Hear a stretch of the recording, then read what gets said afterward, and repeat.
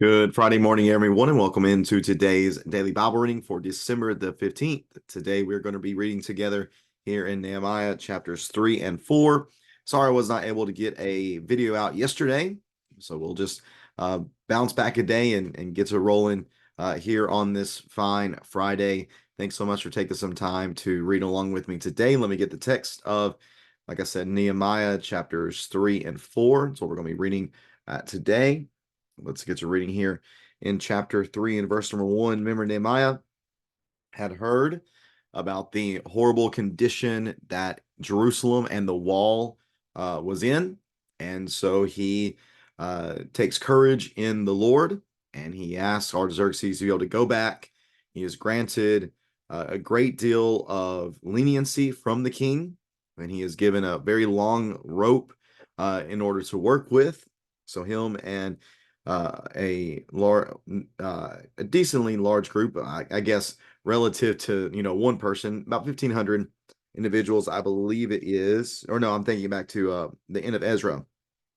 Here he's able to bring back a group of individuals who are going to first inspect the wall, and then they're going to get to work in rebuilding the wall. We're going to have here in chapter 3 a number of individuals are mentioned, and then in chapter 4 we're going to see an obstacle that presents itself before Nehemiah and the people concerning the rebuilding, and we'll see how they respond to that particular obstacle. So let's begin reading here in chapter 3. After we get done, I actually have a pretty cool picture, pretty cool visual aid of what Jerusalem would have looked like during Nehemiah's time of rebuilding it, and it'll give us just something to look at and to kind of use to visualize what he was dealing with during his return to Jerusalem and his efforts to rebuild the wall. Remember, Ezra began by rebuilding the temple, Zerubbabel began by rebuilding the temple.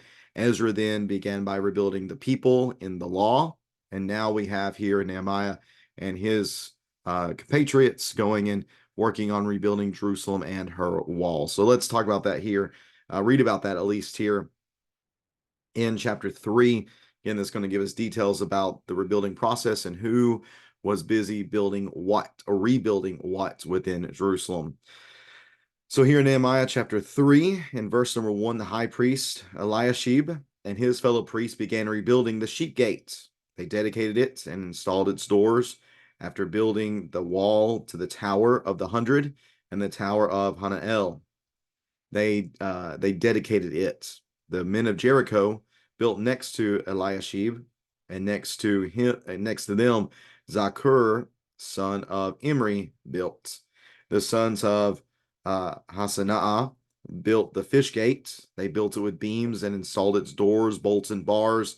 Next to them, Meremoth, son of Uriah, son of Hakoz, made repairs. Next to them, Meshullam, son of Berechiah, son of Meshezabel, made repairs. Next to them, Zadok, son of Baana, made repairs. Beside them, the Tekoites made repairs, but their nobles did not lift a finger to help their supervisors. So here's the bums within the group, the ones that, out of all the people, there are many people mentioned here that did a lot of work.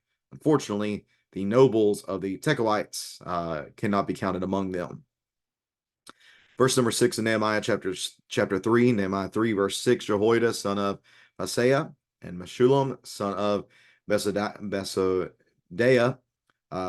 repaired the old gate. They built it with beams and installed its doors, bolts, and bars.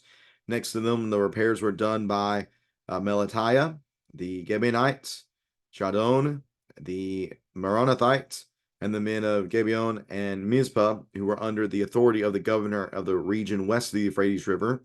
After him, Uzziel, son of Harhiah, the goldsmith, made repairs, and next to him, Hananiah, son of the perfumer, made repairs. They restored Jerusalem as far as the broad wall. Next to them, Rephaiah, son of ruler of half the district of Jerusalem, made repairs.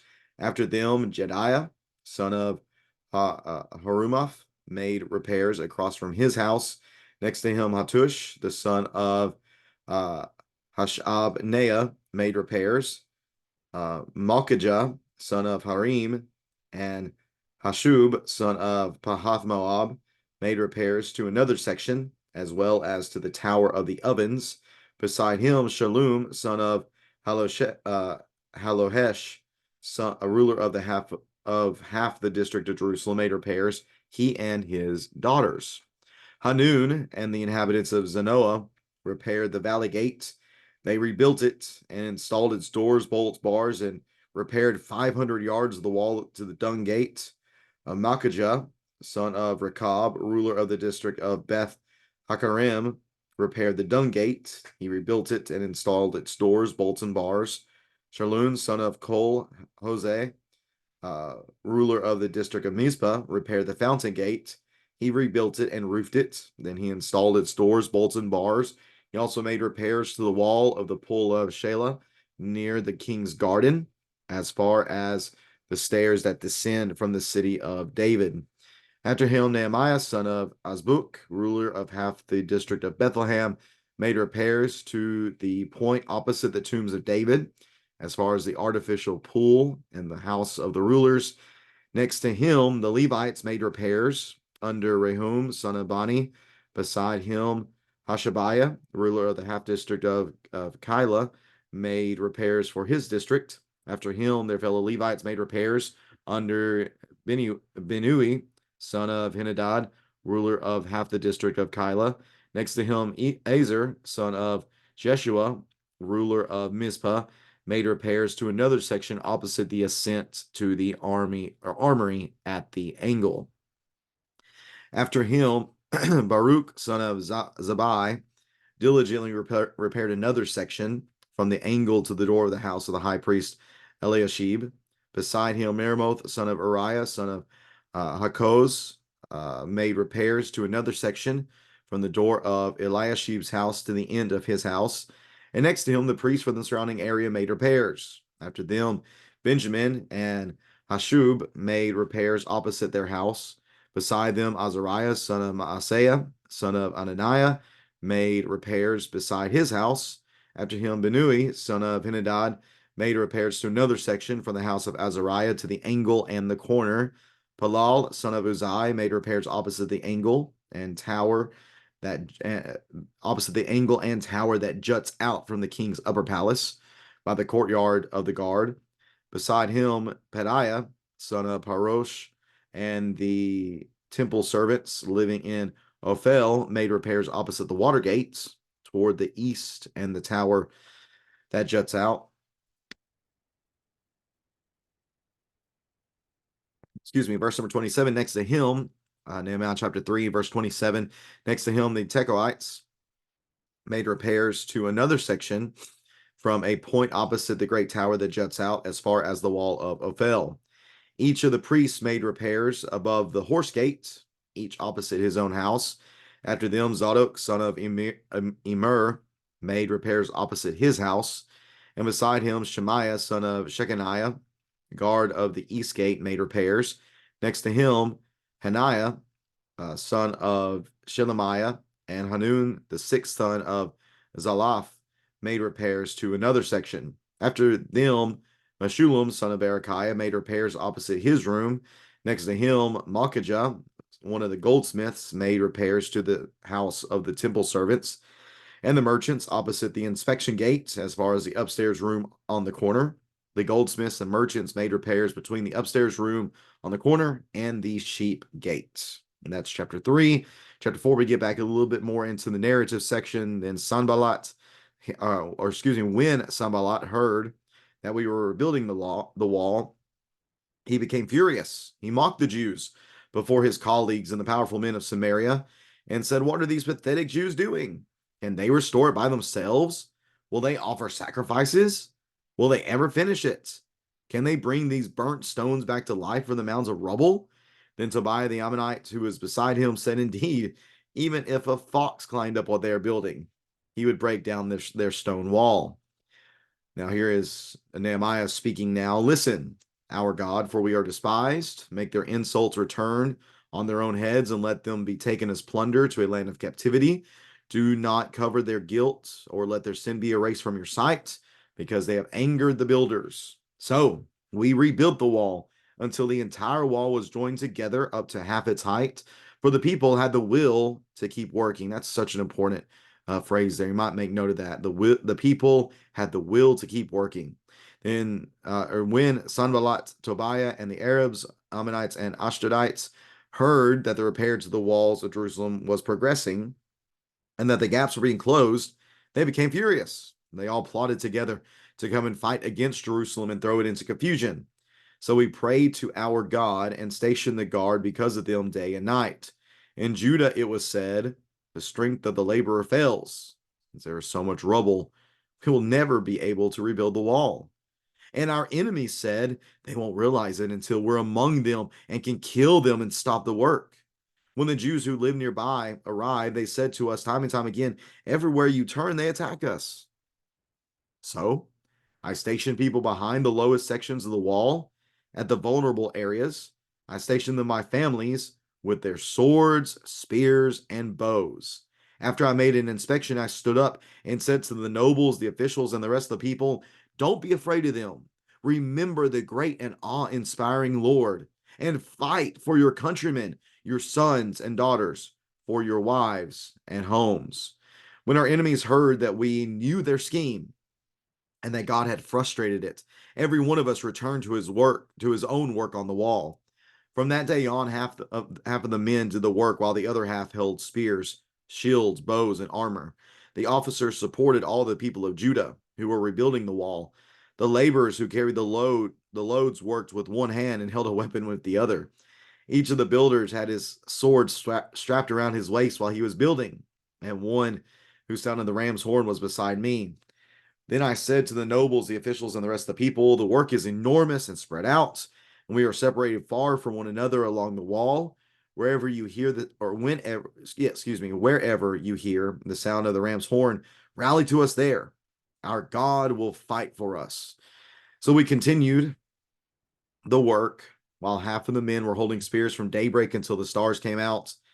At that time, I also said to the people, let everyone and his servant spend the night inside Jerusalem so they can stand guard by night and work by day. And I, my brothers, my servants, and the men in the guard with me never took off our clothes. Each carried his weapon, even when washing. And that is the text of Nehemiah chapter 3 and Nehemiah chapter 4. And then I'm going to get out real fast um, this visual aid, which has for us a picture of the what Jerusalem would have looked like at this time. Here we go. Let's see. We are in Nehemiah. Right. Where's that? Oh no. It's not showing up on here. Oh no, it's not a map. That's why. It's not a map. I'm not looking for a map. I am looking for right here, illustration charts. Okay. All right, let's see here. Illustrations. All right, here we go. All right, let me pull this out here. Make this as big as I can make it. Hopefully it'll be somewhat, yeah, you can read that somewhat. It's not that terribly bad, blurry wise. All right, let me share that with you real fast.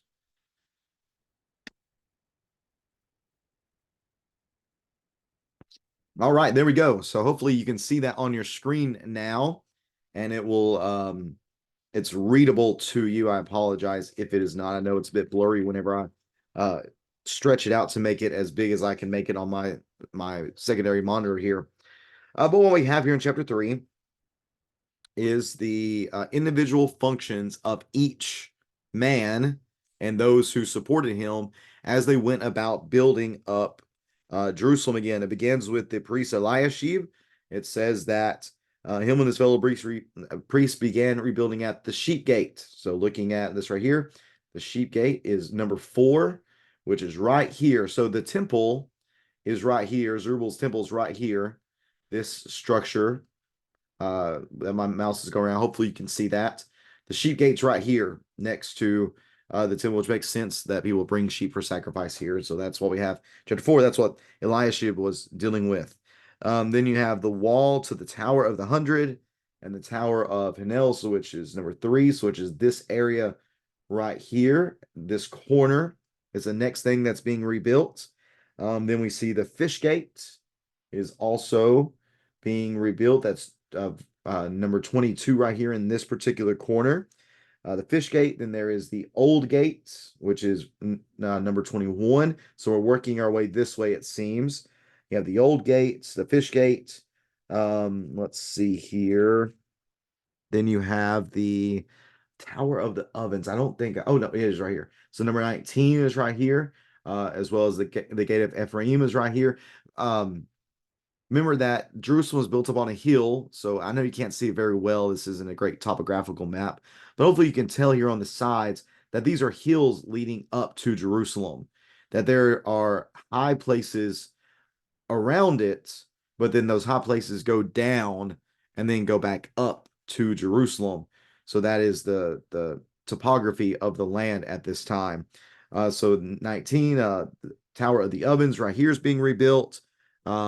We also have 500 yards of the wall to the Dung Gate, which is just a crazy thing to think about. It's number 14. So I guess it's talking about this section right here is the next portion that is being addressed within this rebuilding of Jerusalem. And then the Dung Gate itself, for number 14 right here, is also being rebuilt. So I'm going to assume that is where they take out the waste from the people and such. Then you have the Fountain Gate, which is number 13, right here in this section, is being rebuilt. The next is, let's see here, I kind of circled all this. So there's the armory, the another section opposite the ascent to the armory at the angle. I don't remember if I could find that earlier. I was looking for this the armory of the angle, and I could not find it anywhere in this map. So I'm not exactly sure where that is or the angle itself. Let's see here if I could find some more. I think that's most of the stuff that's mentioned specifically here.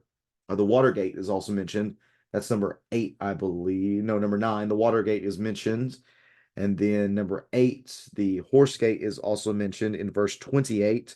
The priests were dealing with the Horse Gate. And then number 7 is the Inspection Gate. I don't think that is mentioned. And then it goes back again to the Sheep Gate. So you can, as you read throughout chapter 3, it begins right up here in this section of Jerusalem. Again, the temple's right here. This is the holy and royal area. Then it just wraps all the way around and comes up through here into the place where it could be restored. Now, as we read through there, you probably noticed where a lot of people, where they rebuilt was just kind of where their home was. So basically, if they lived in a section where the wall needed to be rebuilt, which is basically all of it, then they would just take care of their own section. They would do their part where they were. They weren't expected to go to the complete other side of Jerusalem necessarily, which makes sense again with the priest. The priest would have been living mostly up in this area, and then, so it makes sense to us that they were dealing with this area of Jerusalem, and other people, wherever they lived here, they would take care of the various sections where it is that they were living. That just shows, I think, the important principle of you don't always have to go a long way away from where you are in order to get good work done. Sometimes the best work you can do is simply where you are, because wherever we live, there is work to be done for the Lord and for His people. So keep that idea in mind, that you don't always have to go far away in order to do good work for the Lord. You just do the good work for the Lord where you find yourself at that present moment. So the people in chapter 3 are described in the various ways that they did the rebuilding, the various places they did their rebuilding. And then chapter 4 talks to us about the challenge that Nehemiah and the people were facing from Sanballat, from Tobiah, from the Arabs, from the Ammonites, from other people who did not appreciate the fact that they were rebuilding Jerusalem. Remember, all the surrounding people had been conquered by the Jews, and then hundreds of years later, they saw the conquering Jews being conquered themselves. And I'm sure that was something that brought a lot of joy to the people surrounding Jerusalem. And they saw this city that propped itself up as being the place where the God of gods and the Lord of lords resided. And you see it destroyed. Well, now they see this place being rebuilt and they don't appreciate that very much. In fact, it makes them furious that they are able to do this, but they mock the Jews in their rebuilding process. Again, Tobiah says, if a fox was to climb up on their work, he would cause it to fall down, just mocking the people. So what does Nehemiah do? He doesn't fret. He doesn't grow so discouraged that he does nothing. In fact, he turns to God. He prays to God. He pleads with God that God would hinder them in what they're doing, that he would not just overlook their chiding against his people, and that he would not overlook the mocking that they were handing out against the Jews, but that that you do not cover their guilt or let their sin be erased from your sight, because they have angered the builders, they have mocked your people. So what did they do? They kept on working. They did not get discouraged. They did not give up. They kept working until the entire wall was joined together up to half its height. And this was able to be done because the people had a will to keep working. I think some other translations say the people had a mind to work. They were determined, they were dedicated to do this work, and they were not going to let Sanballat, Tobiah, the Arabs, the Ammonites, the Ashdodites, not going to let them discourage them to the point of stopping the work, as had been done previously whenever Zerubbabel had first come back to Jerusalem and was rebuilding the temple. They were stopped on a number of occasions from people discouraging them and just trying to cause them issues in that rebuilding process. So whenever these enemies hear about this, they becoming more furious. They plot together in order to fight against Jerusalem and to throw it into confusion. So what does Nehemiah do again? Once again, he prays. He and all the people pray to God, and they station guards. But that didn't stop the people from becoming discouraged and becoming pessimistic. They are discouraged. They are pessimistic. Um, they hear about the plans of the enemies and how the enemies are going to sneak in among them and kill them and stop the work. The Jews that were nearby are like, well, so we're being attacked all the time. Well, what can we do?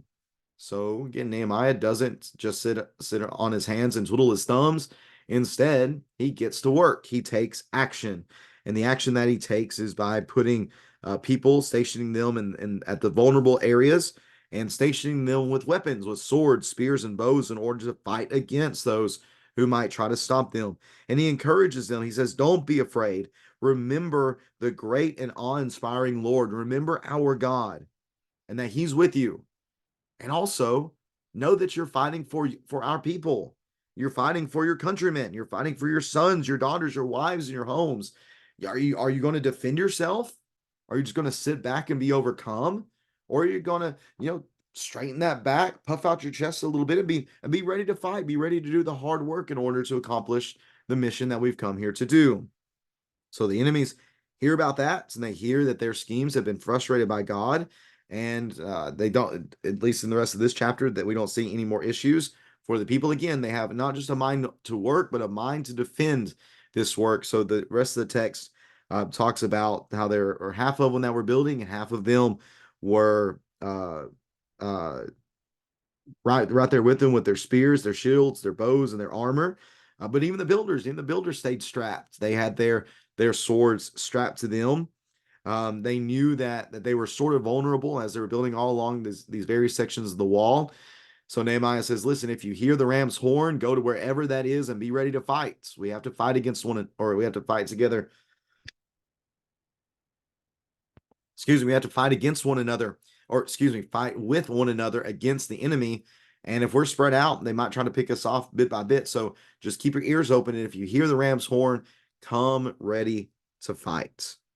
So, verse 21, knowing that Yahweh would fight for them, they continue the work. While half of the men were holding the spears from daybreak until the stars came out. And then at that time, I said to the people, let everyone and his servant spend the night inside Jerusalem so they could stand guard by night and work by day. And I, my brothers, my servants, and the men of the guard with me never took off our clothes. We even never washed. We carried our weapons. We were ready. We were prepared. We were not going to be discouraged. We were not going to be overcome. God was with us, and God will bless us not just in the building, but God will also bless us in the protection that we needed from those who sought to destroy us. Again, that was their goal. They won't realize we're among them and can kill them and stop the work. The enemies of God's people were as ever present as they had been before. And yet, once again, whenever the people relied upon God as they were doing here and had the mind to continue doing what needed to be done, they would find success. And certainly they did find great success in this work because of their confidence in the Lord and the mindset that they had to get the job done. If you have any questions about Nehemiah chapters 3 and 4, please feel free to leave that in the comment section below. And I appreciate you taking some time to read along with me today on this Friday. Hope you have a great rest of your Friday. May God bless you in all that you do. And I hope that you will take some time to read along with me again tomorrow as we read together from Nehemiah chapter 5 and Nehemiah chapter 6, addressing some more issues that they were facing among the people. And then chapter 6 also talks about some discouragement that was attempted among the builders. And again, how they faced these issues as they were trying to go about this rebuilding and restoration process. Hope you'll be able to tune in then. Take care. God bless.